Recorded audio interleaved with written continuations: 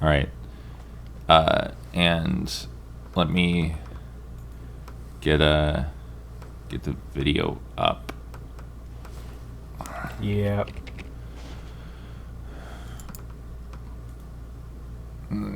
I wish that my computer could just read my mind.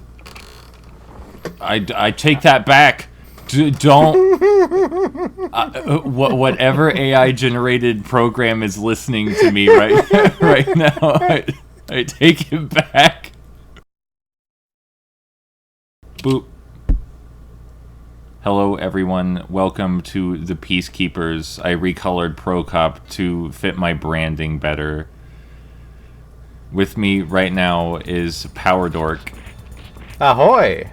And Power Dork has played this game with me. We played it a week ago now, and we got a refresher briefly before this session. Turns out this game has a lot of settings of questionable value. Of course, we're talking about the ability to use friendly fire. Friendly fire is turned on by default in this game if you're playing co-op. You want to turn that off in the settings menu. Yeah, otherwise you'll walk into your friend and hug them. And, that's fine. Just not in combat when you're trying to get things done. But that is how you win in the Peacekeepers, especially if you're playing as pro cop. Is you walk into the enemies, preferably from above or below, and then he grapples them, and you can walk around with them and slam them wherever you please. Pro cop's the only character that can move around while grappling. Everybody else has special moves.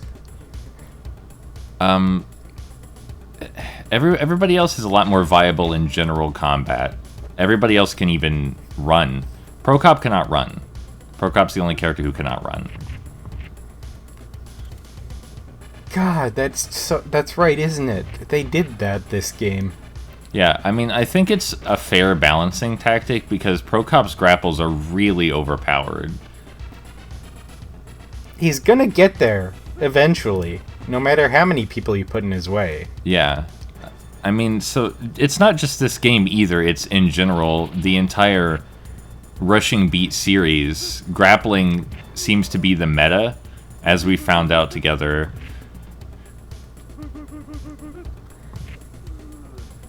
So we were playing Brawl Brothers, or rather the Japanese version of Brawl Brothers. Rushing Beat ran just a couple days ago.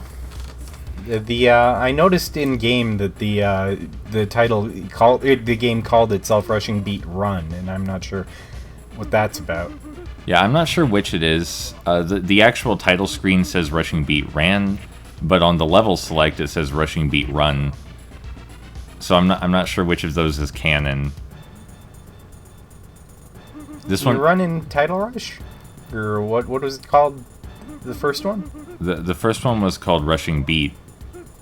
And in the West, it was called Rival Turf. Rival Turf, that's the one. Which is a terrible title. It's just so awful. Look, localization is an art, and art develops over time. It's taking a while. Like, we still have really bad localizations. This one's not all that bad. The digitized actor sprites for the cutscenes are a little excessive. This is the first boss. This is Connor. Connor has like a really rapid punch, but you can grab him from above, below, or behind while he's doing that punch. It makes him perfectly vulnerable. Pro-Cop's thing is that not only can he move characters while grappling them, but he can do a whole 6 attacks before throwing, or slamming, I suppose. So his grapple move is really good. It drains the enemy's health. You can even win some wars of attrition using the grapple move. I remember the first time I played this with Power Dork, we thought Pro-Cop was not an ideal character to play with, and the guides we looked up echoed that sentiment. It's a good thing we double-checked their work. Yeah, turns out, punching, not the best strategy in this game. You leave yourself wide open. More so in the prequel, punching is a bad strategy, but it turns out nobody has collision while they grapple? Curious choice.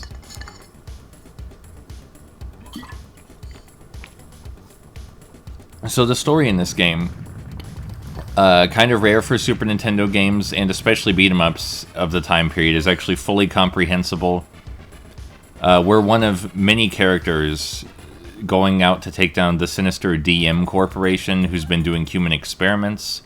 The DM Corporation kidnapped Prokop's sister, Amy, and we're determined to bring them down for what they've done. The cutscenes give you all the information you really need to know aside from that, but there is like a really long introductory cutscene we skipped over where they establish the DM Corporation's been doing human experiments and how they basically run the world, just like Disney. Very important, they discuss each character and how they fit into the narrative. Yeah. Like Prokop's sister, Amy, being kidnapped.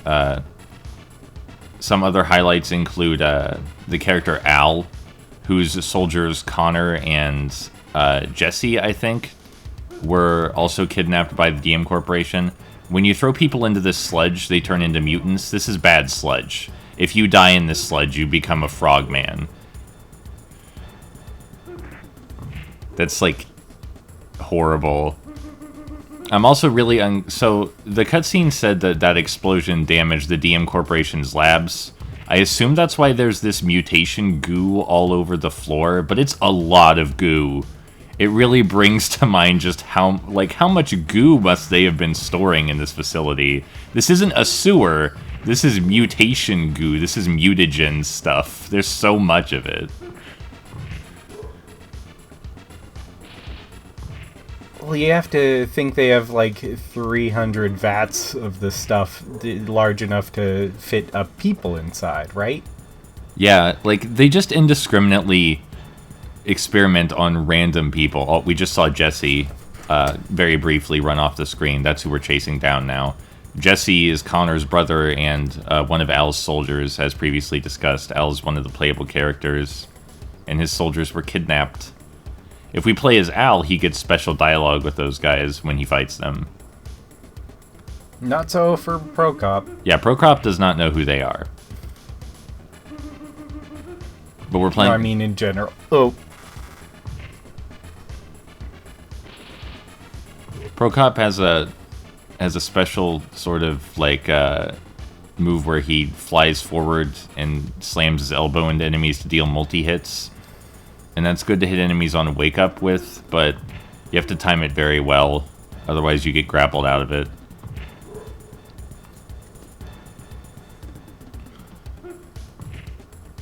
I think some of these enemy names are reappearing from the original Rival Turf game.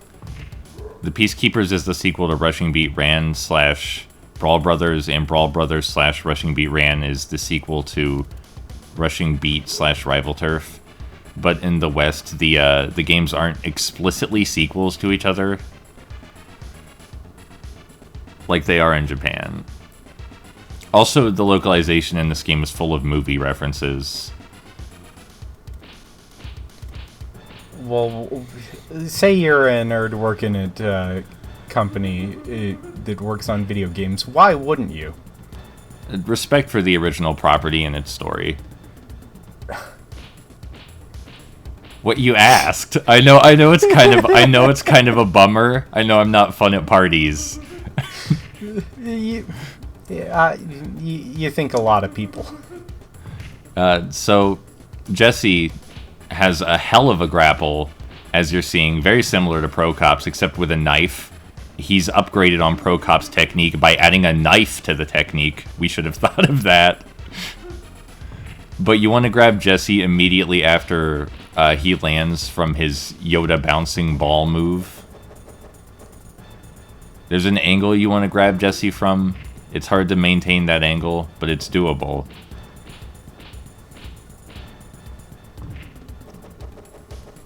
I love how, like, imagining this giant man standing over Prokop as Prokop's lying on the ground in the ooze and just stabbing at the air eagerly, waiting for Prokop to stand back up. It's a flourish, isn't it? That's very different about the Peacekeepers, by the way. If you play Brawl Brothers, there are like no invincibility frames for you. The enemies will stun lock you to hell. You're not safe when you're on the ground. You're not safe when you get back up after falling on the ground. No one is ever safe. But in this game, you get plenty of invincibility frames. Tell my brother. Ugh. So yeah, that was Connor and Jesse, Al's soldiers, and we didn't get any special dialogue with them because we're not Al.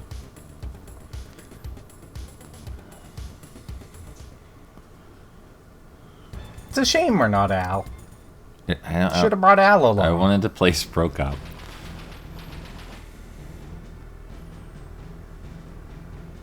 So how this game works is there are multiple pathways through the levels, and which path you take determines which bosses you fight, which characters you meet, and sometimes which ending you get. Oh, this has multiple endings. It does. Damn. I found that out from when we last played. I'll talk about that when it becomes relevant, but yeah, there are multiple endings, and we're going to get the best ending, of course.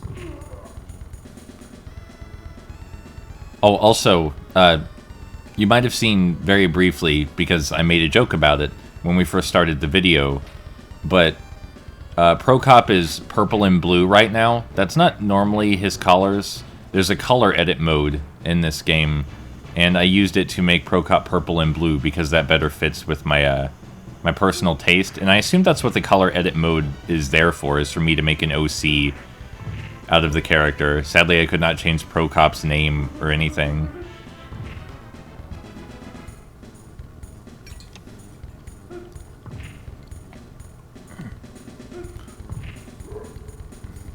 It's a bit unusual. Oh, what was that? I see that the ooze has lost a bit of its potency. So, Prokop's, like, biggest thing about being able to move enemies around is that you can just throw them into hazards. And we're going to do a 100% pit run. Every enemy in this room will die to a pit. I promise. No one's going to die any other way. All of them are going straight into spikes. Artful. Most of this game, actually, now that I think about it, is like a Castlevania situation where it takes place almost entirely in the DM Corporation's borders. Like, we start out the first level on the edges of the DM Corporation's testing facilities, and then we just go deeper and deeper in throughout the course of the game.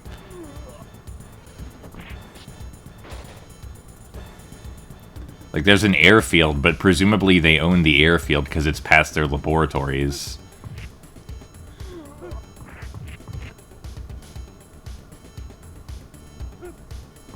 Oh, quality of life feature upgrade from Brawl Brothers is that when you're holding an item, you can swap it out for an item on the floor by pressing X.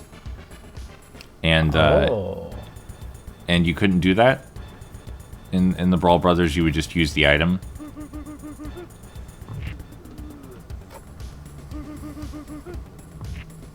You can also place items down with X, I think, unless they're throwable items.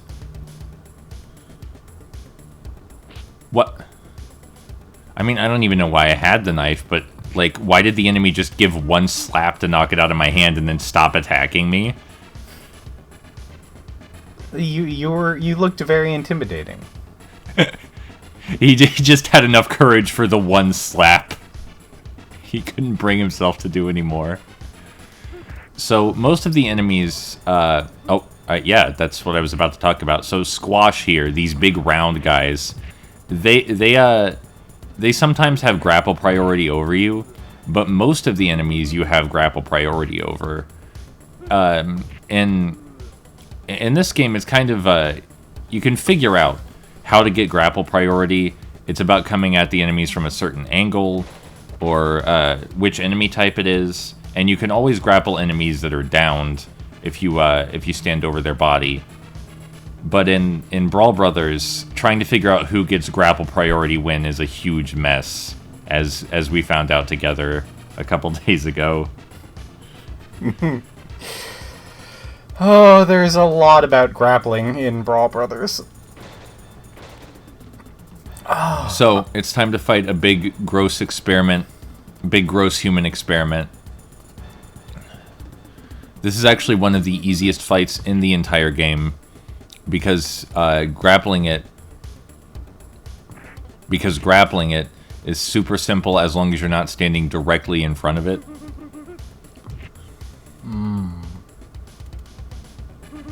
It appears to have cacti on its shoulders, shoulder-mounted cacti. I don't think it uses that for any attack, though. In the back... Oh, what was that? 11 question marks. Yeah, the name of this thing is not 11 characters long. Huh? It's not. I'm bad at counting. No, I mean its actual name is not 11 characters long. Oh.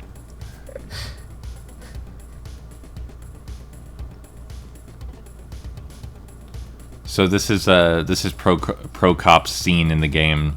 It turns out that creature was Prokop's kidnapped sister Amy, and that is not what Amy's face looks like. They did not choose an appropriate digitized actor for Amy's face. Oh. Well, I mean, you could have customized her. I could have. It's true. You can change the colors of any sprite in this game. But yeah, the DM Corporation stole our sister for genetic experiments. I wanted to bring it up. They experiment on people indiscriminately, and it's kind of funny how villainous they are for no reason. Like, they want to create a superhuman, right? Who doesn't? Everybody wants to create a superhuman with genetic experimentation. That's perfectly understandable. But why are they experimenting indiscriminately? Like, why not be judicious with who you experiment on? Why? You need to get results. You need sample sizes.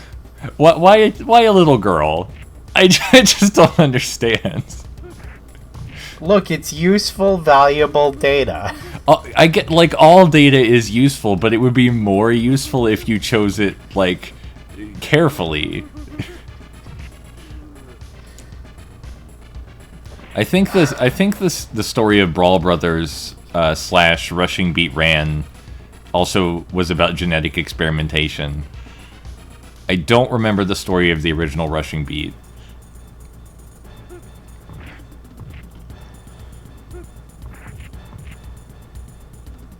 Unfortunately, I missed the story of Brawl Brothers because turns out that it has a code to play in Japanese. Yeah, we played the Japanese version. I refuse to play the American version anymore because it added mazes, and I love mazes, don't get me wrong, but it's not the think kind of maze, it's the pick-a-path Mario Maker 2 kind of maze. Where oops, you chose the wrong door. Here's a buttload of enemies. Enjoy losing this continue to this buttload of enemies for choosing the wrong door. So I didn't like that. No, you didn't want to play it again? I'll play Rushing Beat Ran again anytime, but not Brawl Brothers. It was a bad localization. There are a lot of squashes in this airport. I remember this area because of how many squashes there are, and they're hard because they can grapple you like this. I haven't lost a single life yet, by the way. Just like to flex how great I am at beat-em-ups. Several levels in, have not lost a life yet. You are truly quite talented. At beat-em-ups. I don't want to pretend like nobody's good at video games. That's like a myth. Oh yeah, that when we breathe fire, that's our desperation move. You press A to use that. If it hits enemies, it takes a bit of our health off, but desperation move is basically a get the hell away from me move. It's when you're getting ganged up on and you need them gone immediately. Brawl Brothers / Rushing Beat Ran also had desperation moves, but they were bad. You could not get them off in time because of the stun locking. Have I mentioned the stun locking? That, and don't they take your hit points even if you don't connect? I think so, yeah. It's just not... Oh, we're in angry mode. When we get low enough health, we enter angry mode, which is basically a rage mechanic where we deal extra damage to enemies. Brawl Brothers... go ahead. Also have increased knockback. Yeah, you do. Can't forget that. You do have increased knockback. Every game in the Rushing Beat series has the angry mode / rage mechanic where you glow after you get hit enough and deal extra damage plus have increased knockback. It's way crazier in earlier games in the series. I'm not sure if that's a good thing, but it is crazier in earlier games, that's for sure. But that was kind of neat at the time. It may seem normal now. Like, you think of a beat 'em up, you're like, well, of course there's a rage mechanic, a rage meter that fills up when you get hit. But back when these games came out, that wasn't a normal thing. It was kind of a feature you advertised.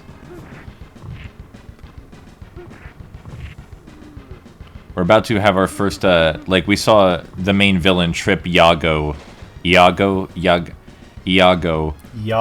Trip Iago earlier, briefly, but here he is in person, not behind some glass. And he's gonna... What is with those trousers? You'll see when we fight him later as a boss character why he has those trousers. Also, he's got some serious strength. He has 1 foot out of the plane and he's holding an entire body. Like, look at that balance. That is crazy. Anyway, he'll quote Shakespeare at us because he's named himself after a character from Shakespeare's works, and he speaks that way throughout the whole game. It's quite a compelling villain, I think. I like that about him. Probably localization exclusive content. This is the closest I ever come to destroying these computers. If you destroy them in time, you go to the desert. If you don't destroy them in time, you wind up in the slums. We didn't destroy them in time. But going to the slums means we get to see Norton, the main character of the entire Rushing Beat series. Now, please, it's not Norton in, I don't want to call him by his localized name. Okay, so fine. In Brawl Brothers, he's called Hack, and his partner... So... In Brawl Brothers, he's called Hack, and his partner is called Slash, but their actual names are Norton and Build. Those are the characters' names. And in Rival Turf, I'm not sure you're ready for this. In Rival Turf, Norton is called Jack Flack. I don't... Excuse me? And I'm not making this up. In Rival Turf, Norton's name is Jack Flack. Do you want to guess what Build's name is in Rival Turf? Not in the slightest. Build's name in Rival Turf is Uzi Nelson.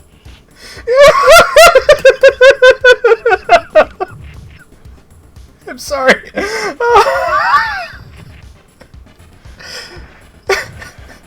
Look,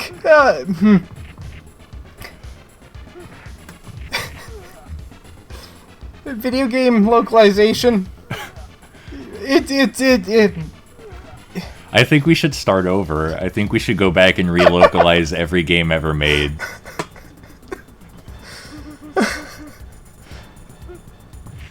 But yeah, so the main characters of the Rushing Beat series, the main characters are called Norton and Build, and they've been in every game. But in Rival Turf, they're called Jack Flack and Uzi Nelson. In the second game, they're called Hack and Slash.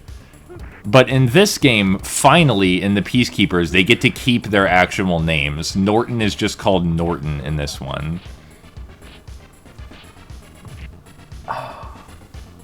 As for Build? Build appears as a cameo in one of the stages. You can't play as him. I can't remember if he has his official name or not. But at least Norton gets his.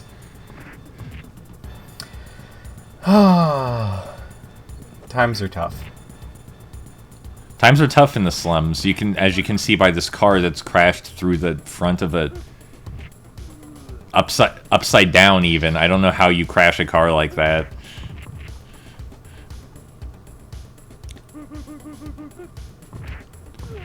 Uzi Nelson. Uzi Nelson. I'm really like... I gotta feel like the guys who localized Rival Turf were just doing a shit post. It feels very Blaseball. New enemy types. The Blade enemy type, I don't know anything about them. Because they're really easy to grapple, so I didn't have to learn their nuances. But the Baki enemy type, who's not on the screen right now, I wish one of them would be on the screen so I could talk about him. Oh, Norton's here.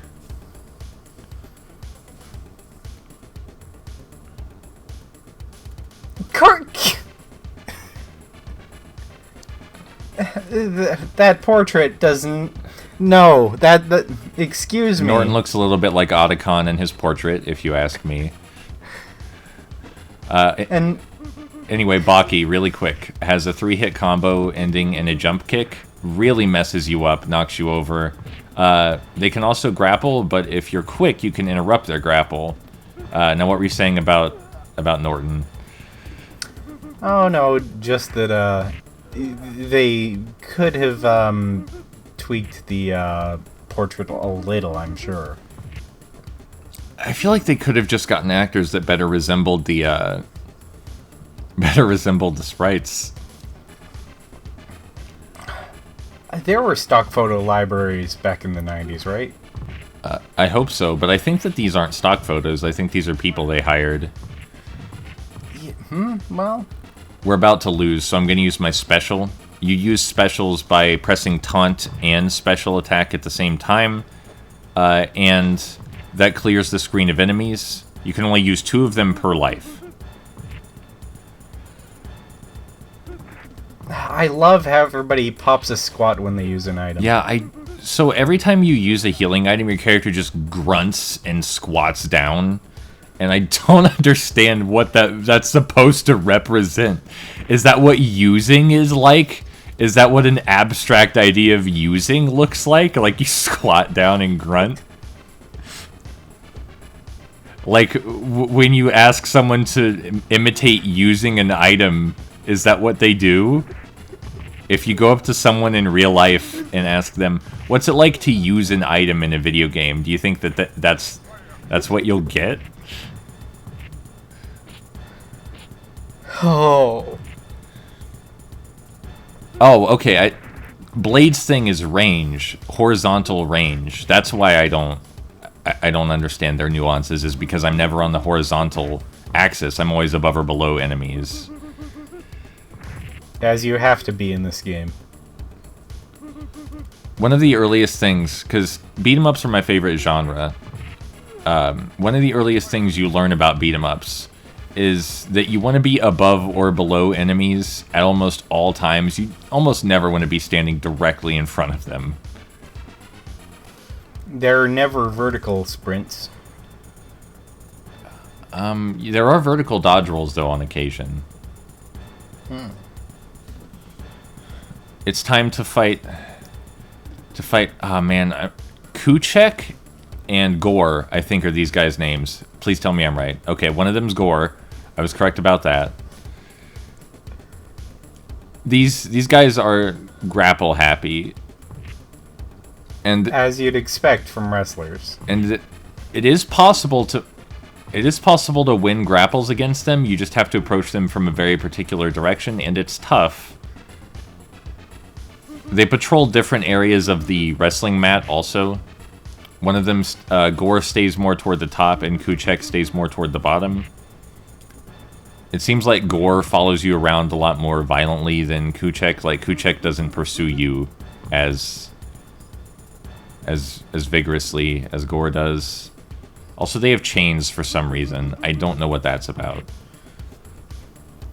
Did they escape from a Deutchland Moldavia facility? You can't say that when I've been calling it the DM Corporation. Now you have to explain to the folks watching why you said that. Sorry. It's mentioned exactly twice in the game, once in the intro and once in a stage name that DM is short for Deutchland Moldavia. Yeah, that's what DM Corporation stands for. I don't know why. If anyone wants to theorize as to why, I'd love to hear about it. You can just put whatever in a video game. You can just put whatever you want in a video game. You can use whatever title you want, technically. Maybe like in the original Rushing Beat Shura, which is what this game was called, these guys like were chained up or something. Like maybe DM had them chained up.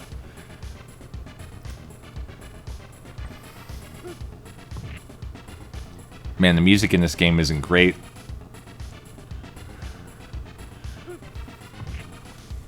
That's something that's a bit sad about the Peacekeepers in particular, is that Rushing Beat and Rushing Beat Ran had very distinctive music.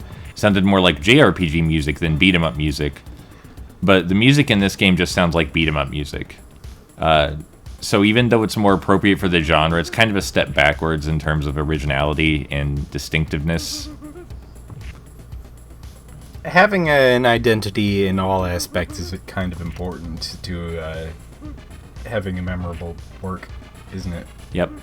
And, I mean, there are a lot of memorable things about the Rushing Beat series, like the terrible localization names for Norton and Build, and the focus on grappling. Grappling is like the meta in these games.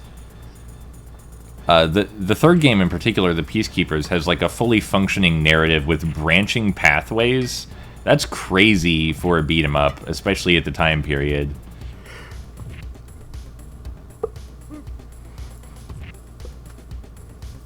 Oh, you almost won, Kuchek. You were a most worthy adversary this far. 1, 2, 3, 4. I can't keep this up. At least Gore and Kuchek have appropriate digitized actor portraits. Like, yeah, I'll give them that. That's what they look like. Gore and Kuchek cheering us on. They think that we can handle the DM Corporation. It is true that Gore and Kuchek are some of the hardest bosses, but we're actually about to fight the hardest boss in the game. Ah, oh, goodness. Welcome to Queen of Cups Bridge, everyone. It's a bad day to go for a walk. Anyway, here's Dervish. Dervish says that he's betraying Yago and he wants to work with us. We don't trust him. We're going to breathe fire on him. He is a liar and a cad. If we don't attack Dervish and instead decide to trust him, then Dervish kills an important scientist that's critical for the true ending. So that's why we had to attack him. If you trust him, then you get the bad ending. I found that out the hard way. Slight bit of gameplay trivia. It turns out that actually just walking up to him counts as an attack, because that's how you grapple. So, this is the hardest boss, especially for Procop, and I'm gonna go pee right now while this boss is being fought, so I don't have to be embarrassed at my bad gameplay. I'll be back when I'm done. Goodbye. Oh. Wow. Ah, she really left. Here's the thing about Dervish. It's very easy to think, oh, he's a friend, I'll go up and give him a high five. No, that starts the fight. It was absolutely horrifying to realize on the first playthrough. And it turns out that was the best course of action. Because, very shortly, don't. Yeah, very shortly we're going to see exactly why Eddie chose to fight Dervish straight away. Yeah, I mean, there's a cutscene, but so, oh good, I don't have to talk about Dervish. He's dead. I came back just in time. All right. So Welcome to Queen of Cups Bridge, everyone. But yeah, you do want to fight Dervish. If you don't choose to fight him, then you get the bad end.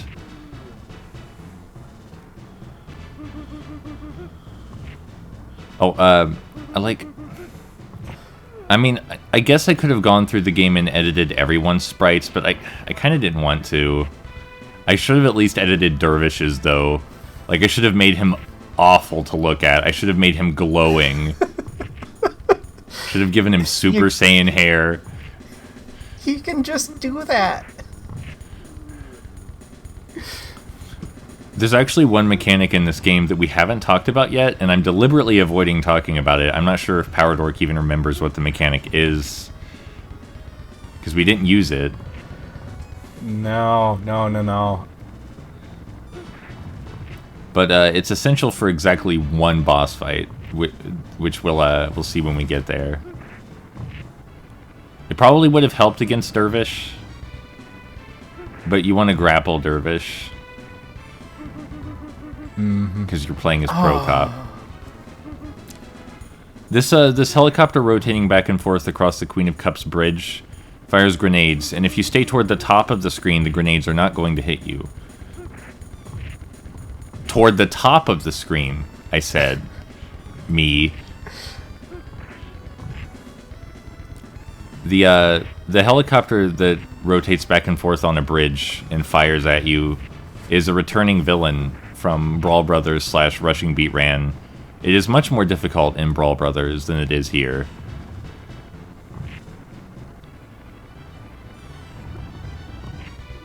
And if you choose to trust Dervish, then his heel turn happens at the end of this bridge while the helicopter is attacking you. Which isn't fun.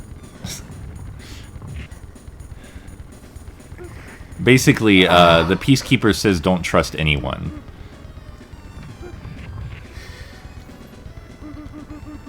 Did it take me 2 continues to get through that fight? I don't know, because we didn't record that playthrough. So, like, I know it's a common beat 'em up thing, and I've played a lot of beat 'em ups. It still feels weird when you bust open an oil barrel and there's a first aid kit in it. I do like how the healing happens even after you get knocked over. Yeah.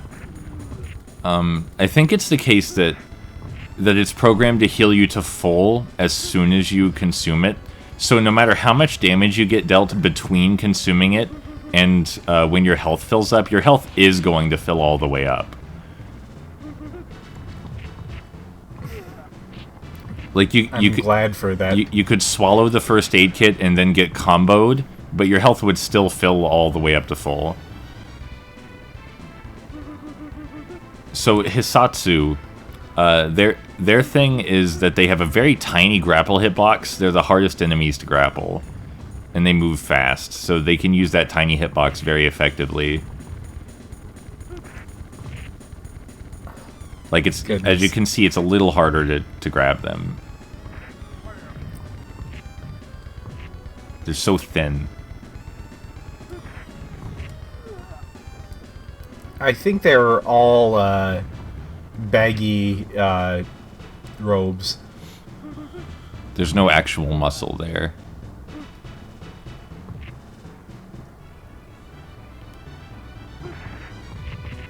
So I'm thinking about Rushing Beat Ran and how the enemies all had really strange names with lots of numbers in them. Maybe they were supposed to be like clones or something. I remember the story having something to do with genetic experimentation. Unfortunately, we'll never know. For Nintendo Switch Online doesn't have a manual. Oh yeah, for these games. so I could be mistaken. That's always a possibility. But it seems that none of the Nintendo Switch retro games that you can play using the Nintendo Switch Online service have their manuals, which kind of sucks a lot, because in old games you need the manual for stuff. This scientist would be dead if we trusted Dervish. And if this scientist dies, then we don't get the true ending.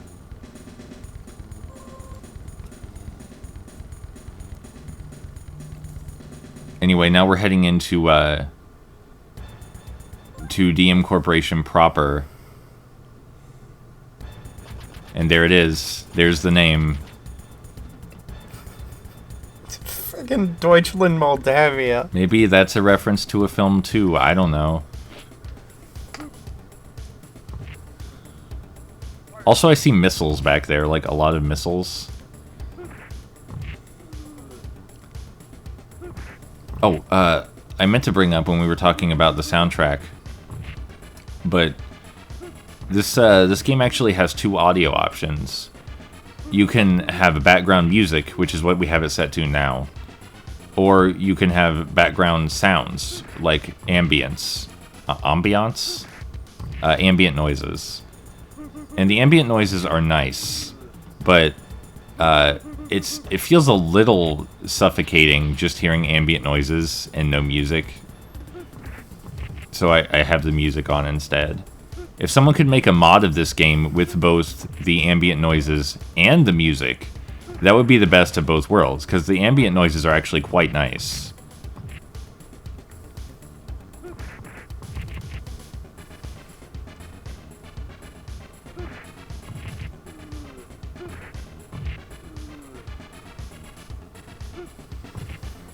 Sorry, now I'm caught in a wiki hole looking at relations of Germany and Moldova.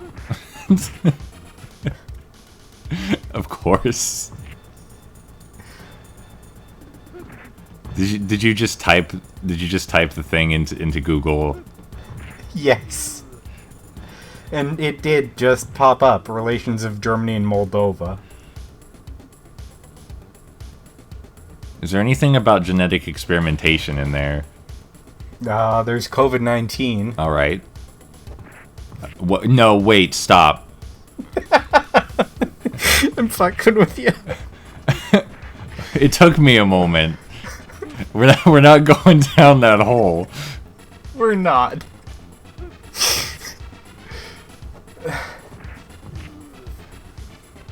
It's the mandatory beat 'em up elevator segment. Every beat 'em up's got to have an elevator segment.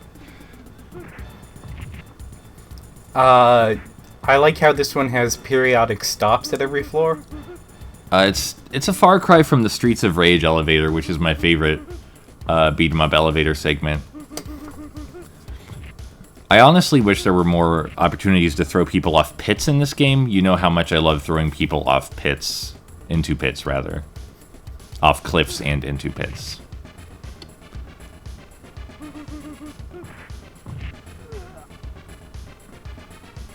So I don't think you've... We're approaching near the end of the content that you saw, Power Dork. Mm-hmm. This is, what, shortly after I game overed? Yeah. You didn't see anything past this elevator. Oh, that reminds me. For a brief period of time, while first playing this game, we figured out the character Echo could do a flying flaming knee drop move after double jumping. And at first I thought that was just cheese, but it turns out that double jumping, quarter circling, and pressing punch in the air with the proper timing to stun lock enemies, that's not cheese, that's just being good at a video game. It's hard to do that consistently. It is.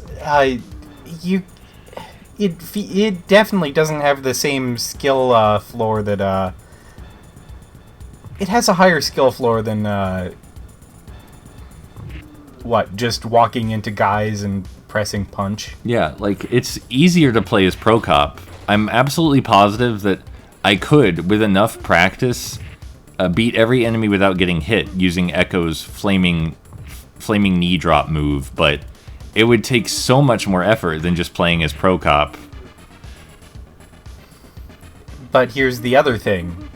With 2 players, you can do both of those at once. You can. I do recommend playing the games in co-op if that's an option. Which, depends on who your friends are. If you have this Switch Online, you have this. Or you could always just play it on the original Super Nintendo, or a Retron 3, or a Retron 2, or a Retron 2 HD. Any of those will work. And I recently found out, much to my delight, that... so I own Brawl Brothers, the cartridge. I don't own Peacekeepers, the cartridge. This is being played on Nintendo's online service, on Nintendo Switch.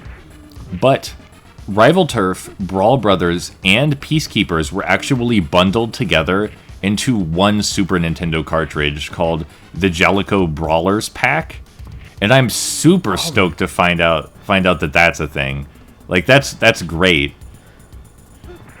There need to be more game compilations. There need to be more game releases of classics. Yeah, no, all together. That's even recent. Is the Jellicoe Brawlers Pack that came out recently? Goodness. Yeah.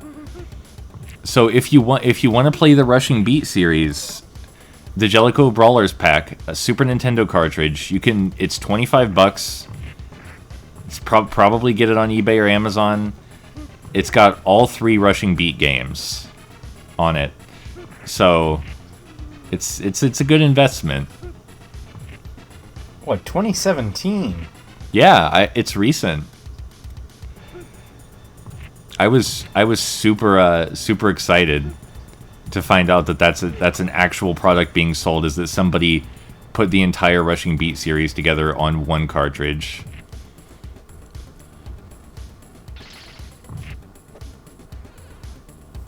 We still have over half continues left, and I'm near the end game. I am so good at beat-em-ups.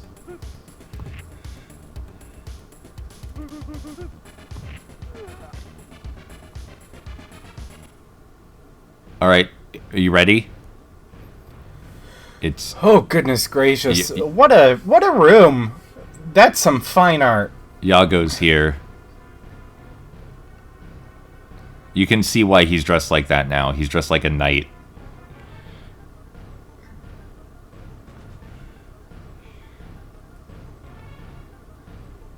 The curse of the ninja is upon you.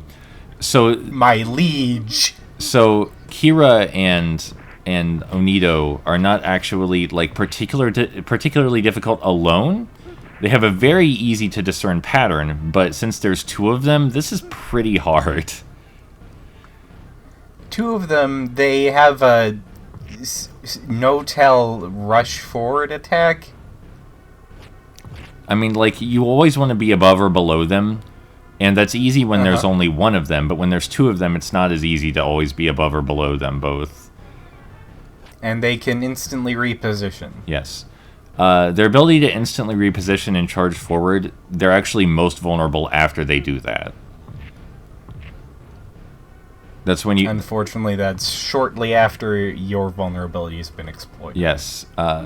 After we get rid of Kira, though, it'll be much easier to win this fight.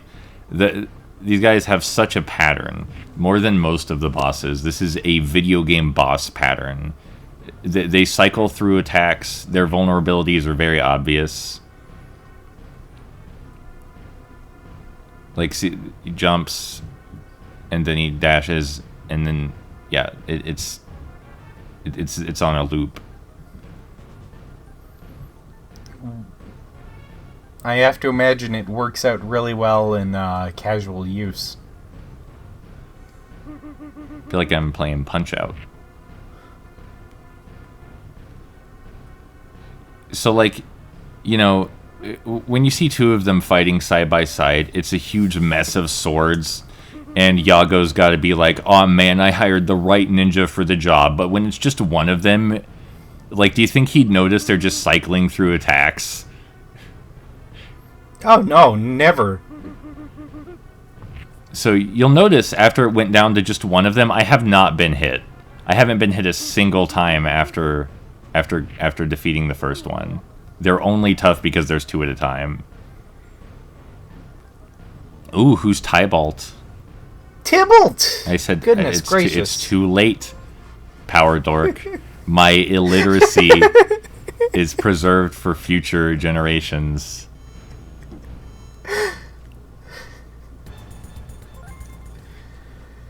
Oh. Fine, if you're so smart, tell me the proper way to pronounce Prokop's name. Never. What even is that name? I sure hope it's not propaganda. Also, another Shakespeare reference. The title of this level.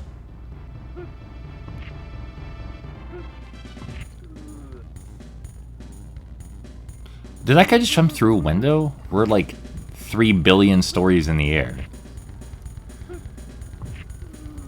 Oh, interesting. Prokop the Bald, also called Prokop or Procopius the Great, Bohemian warrior priest who was the foremost leader of the Hussite Reformation forces in the later period of the Hussite Wars. All right. I don't know what any of that means. Well, he was bald, so this Prokop at least has one up on him. I mean, I guess I'm looking that up after we're done here.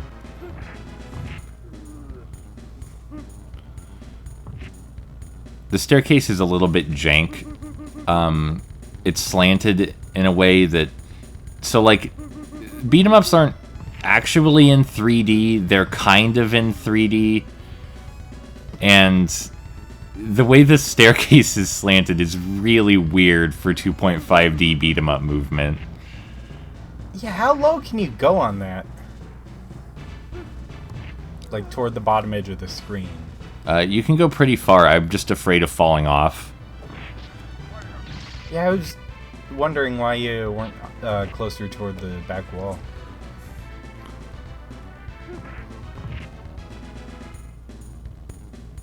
So, like at this point, regular enemies are basically a formality.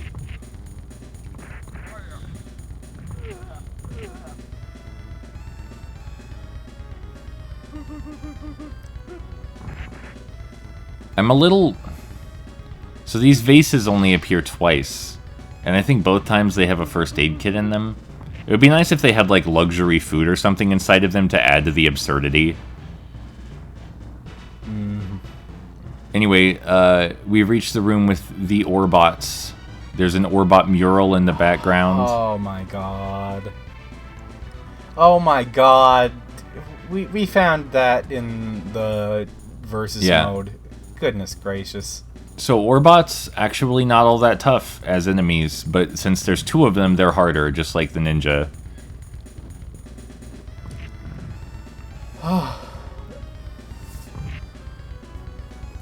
So what attacks do they even They can fire guns, they can shoot flames at you, and they can dash forward at you. That looked like it fucking hurt. They're not even that tough to fight.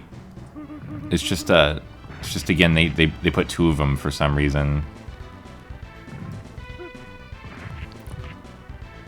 This them being green and blue reminds me of the comic strip Foxes in Love on the internet, where there are 2 foxes, one's green, one's blue. They're gay and in love. And so they recently released plushes, like official Foxes in Love plushes. One for the blue fox, one for the green fox.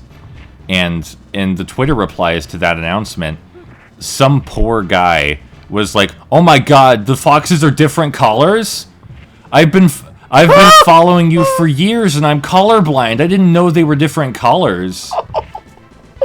Oh no. And that made me feel so bad because, like, the entire point of the comic is that green and blue have vastly different personalities. Like, Blue's the cautious straight man, and green's the like sort of aggressive shitposty creative one, and they bounce off each other. And I cannot imagine reading Foxes in Love and not knowing that they're different colors. I felt so bad for that guy. Anyway, this computer has a lot of hits, but we get a health pickup if we destroy it. Also, you notice how there's a warning flashing in the background? Does that amount to anything? I mean, after we destroy the computer, the warning goes away. That's how warnings work. Don't let anyone ever tell you otherwise. Well, I guess that console was responsible for displaying the warning. It's time to fight Yago.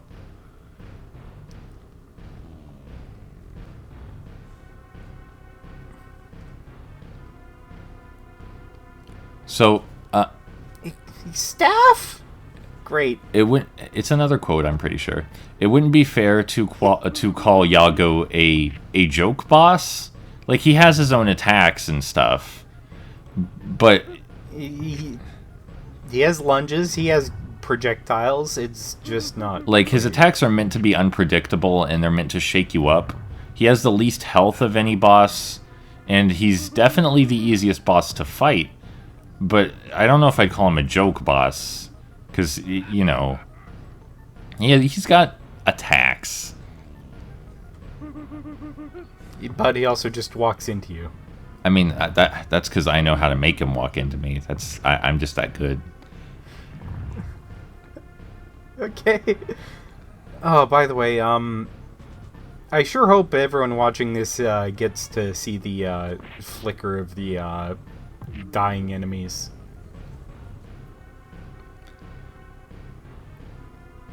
Alright, it's time for the final boss. Here he is.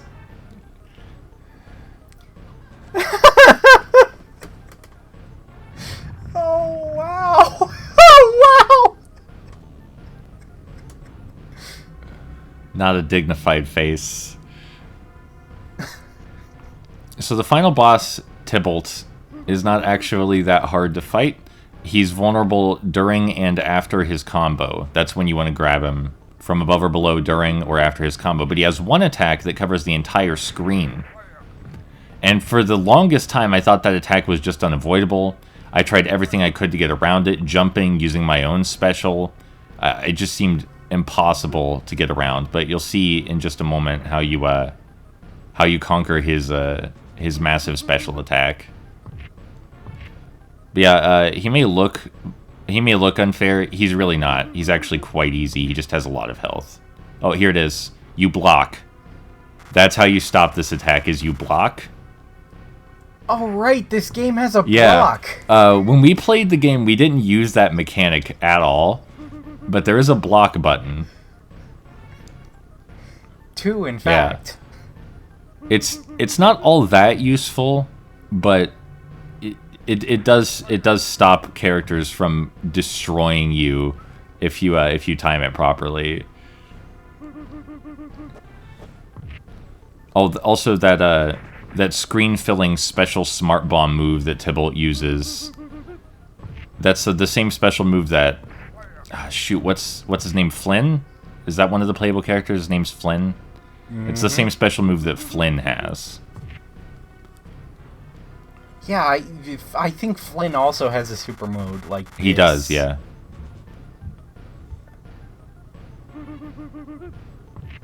So, but the abs are kind of So yeah, he's a really intimidating looking fight, but as you're seeing, he's not all that big a deal. He's actually quite a pushover. Believe me, I fell for his scary appearance the first time, too. When he first appeared, I was like, aw, man, I'm not ready for this.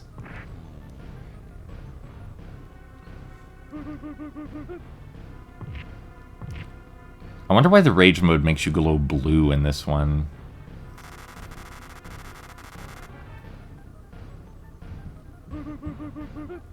Maybe because people can customize the sprites to be red. Oh, also, Your special attacks don't work on Tybalt. Oh. He's just great. immune to them. You have to actually learn the boss.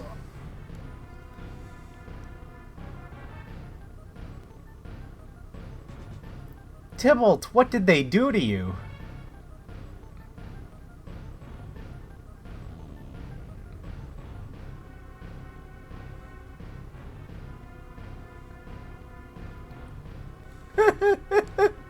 Oh no, Tybalt died without ever knowing the purpose of snow. That's awful. So we get to see that Jesse is alive, and so is Amy, because the scientist did not die. If you trust Dervish, he kills that scientist, and the scientist cannot rescue Amy or Jesse. Oh goodness. But you know, Jesse's alive. Al gets to reunite with Jesse. We get to reunite with Amy. Everybody has a happy ending. Love to see it.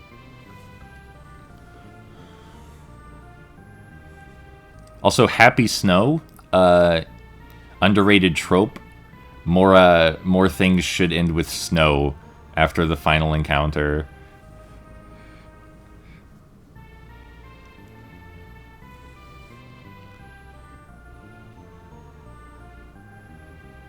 I don't think we ever learned the scientist's name who literally saved everyone.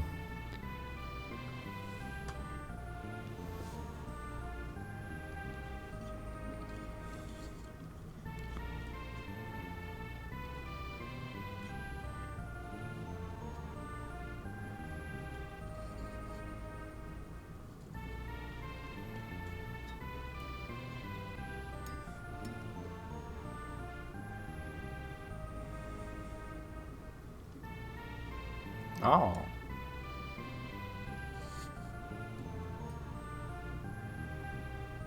Really? I don't think it's fair to say that. Also, ready for some stank? Ready for some localization stank?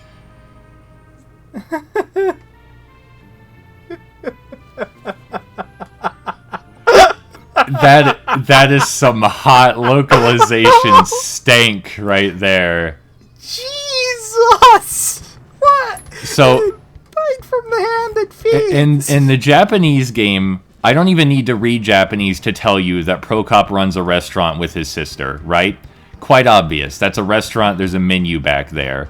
But in the localization, some ass was like, her, Prokop makes fighting games, except the art's not gross like it is in this one. Ew. Oh, what a Yeah, shit. what an ass. What a royal ass. Don't ever be like that, kids.